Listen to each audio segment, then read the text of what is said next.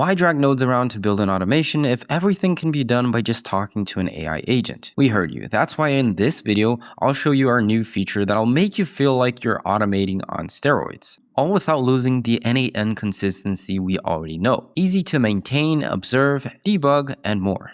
Everything started with Ask n8n AI, which helped with minor Q&A and debugging inside workflows. It was more of a friend that you could call for help. Then we launched the AI Workflow Builder. It could generate entire workflows, but we'd still handle the iterations ourselves to make sure everything worked as expected. Eventually, with an n8n MCP server, we had tools that external agents could use to perform actions inside of our workflows. And here's where the n8n is dead because of Claude code argument falls apart. Because we can actually use Claude as a tool alongside n8n. Then we run into a context problem where Claude is always trying to use the MCP tools to fetch for context on what's going on inside of the workflows. And that's just one reason why Liam created this set of skills that should help your agent perform a lot better having more context on the n8n MCP. Speaking of which, in my last video, I showed exactly how you could use the n8n MCP along with its set of skills inside of Claude Code. But now we've evolved into something even better. It's called the AI Assistant, an agent brought inside the instance, planning, building, testing, and iterating with full context of the workflow and nodes. If using an external AI agent was like a freelancer who needs everything explained to them, the AI assistant is like hiring that person and having them part of the team, with full access of the company's process. The interface is connected. The test fix loop is closed and in platform. It takes zero setup to get started, and you can even have it in your self-hosted instance. Again, this is a fairly simple example, and you'll really see the benefits as you iterate on something more complex. Beyond building, the AI assistant can manage executions, credentials, nodes, and data tables. It can even run web searches and one-off tasks. From one-on-one calendar booking tools with human-in-the-loop approval to chat agent workflows, you can build it all from plain words. And most importantly, it all gets built inside n8n's platform where, again, it's not a black box you can't track. Now, if you're a developer who already knows how to guarantee execution in production, who's on top of observability, governance, security, all of it, then sure, this is a different conversation. But for most, especially if you're new to AI automation, you'll have a much better time building somewhere that's actually designed for you. Now let's actually create something with the AI assistant. If you already have a workflow you're working on, you could select that workflow from the overview tab, and in it, you could just click on this button,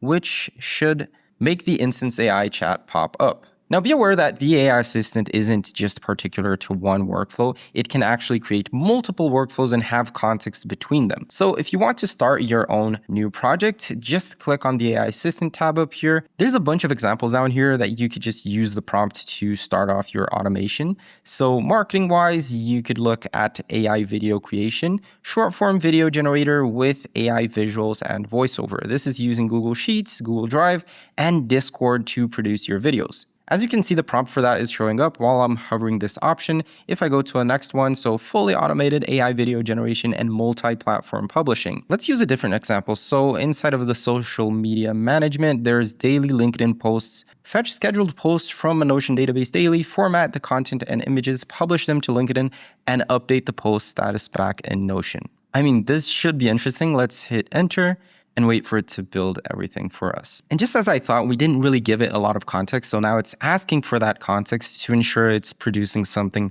close to what we really want. So its first question is regarding where it's going to be posted. So I'll select my personal LinkedIn profile. How are images stored on your Notion posts? This is a really important context as well. Let me choose as files, attachments, and how should the daily run decide which posts to publish? Let's choose option 2, so publish rows where a publish date is today or earlier and status is scheduled. The next question is what status values do you use in the Notion database? I'll skip this since it's already providing an example and I'm just going to go with that example. Let me actually copy this to ensure I use that in my Notion page example.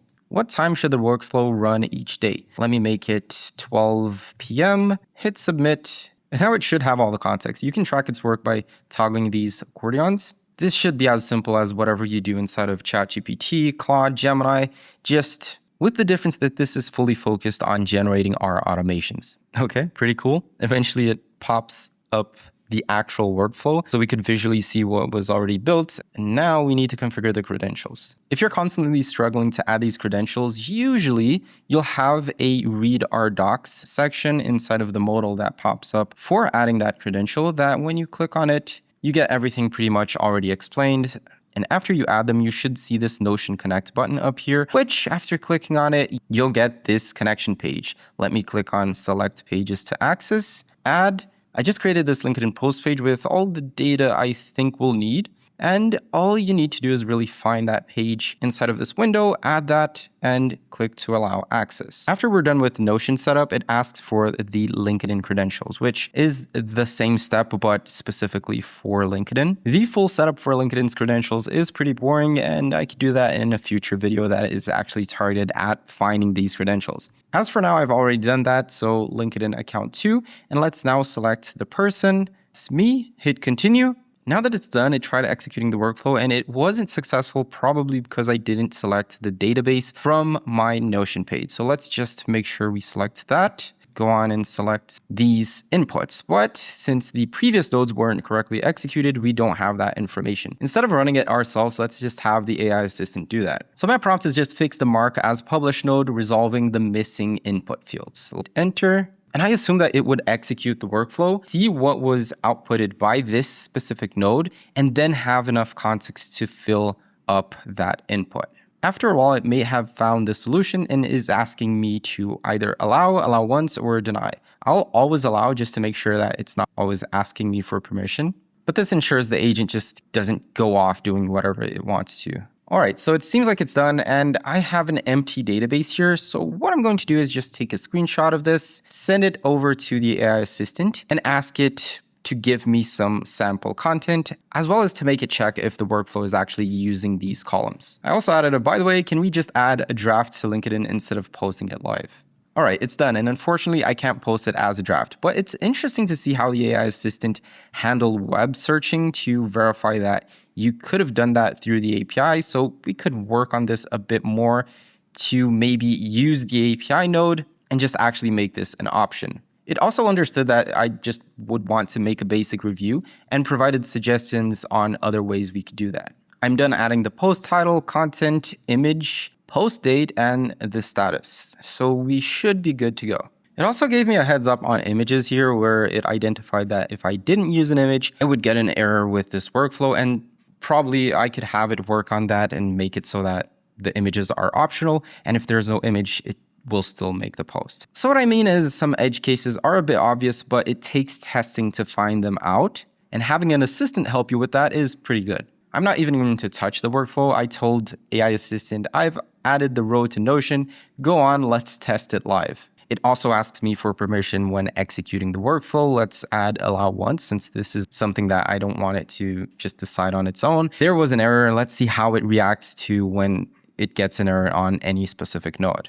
Okay, apparently it already fixed it, and I just didn't see the fix because it didn't ask me permissions since I clicked on always allowed on the previous run. Okay, now it ran the workflow. I just checked my LinkedIn and it was not posted. So let me open up this node. Cannot read properties of undefined. There was an error there. Let's go back to LinkedIn posts and have this marked as scheduled because it did tag it as published. And look at that, it just added a download image node. Even if you hit on execute workflow manually yourself, if there's any error in the process, you'll get that as context back in the assistant.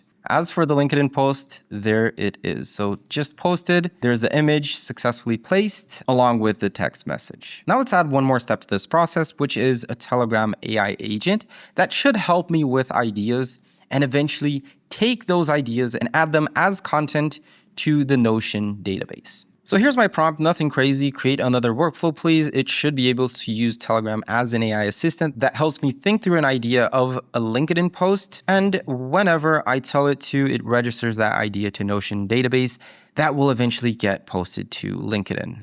All right, that was pretty fast. It took 2 minutes and 23 seconds. And I already had a credential for Telegram here, so it identified that and already used that in the workflow. All right, so it seems like it's already working. I sent a hello message and it answered me back with some suggestions on how to come up with an idea. I told it just add a post for tomorrow, July 25th, with the link for my YouTube video. And this is not a real YouTube URL, but it seems like it saved it to the Notion content calendar. Let's check.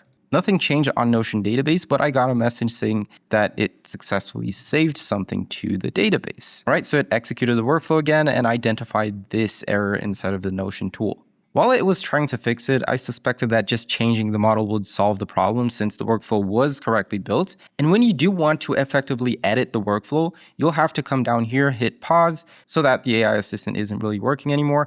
And then you could go inside of that nodes and edit them normally. All I did was change the model. And as soon as I did change the model, my request of just add the post for tomorrow, July 25th, was successfully added, along with some other tests that I attempted. As you can see, the AI assistant identified that using the Notion tool wouldn't be successful for what we wanted, so it replaced that tool with an API call tool. There is still a lot to improve with this workflow, a bunch of tools that we could add, even give it access to the internet to help us with recent trending ideas. As you can see, after a few attempts, it just decided to replace the Notion tool with an API fetch, which may or may have not been the right decision here, but as you might already know, the more people that uses a system like this, the more data we have on its usage and the better it should get. That's it for this video. We were curious to see what you'll be building with the AI assistant. Thanks for watching and we'll see you in the next video.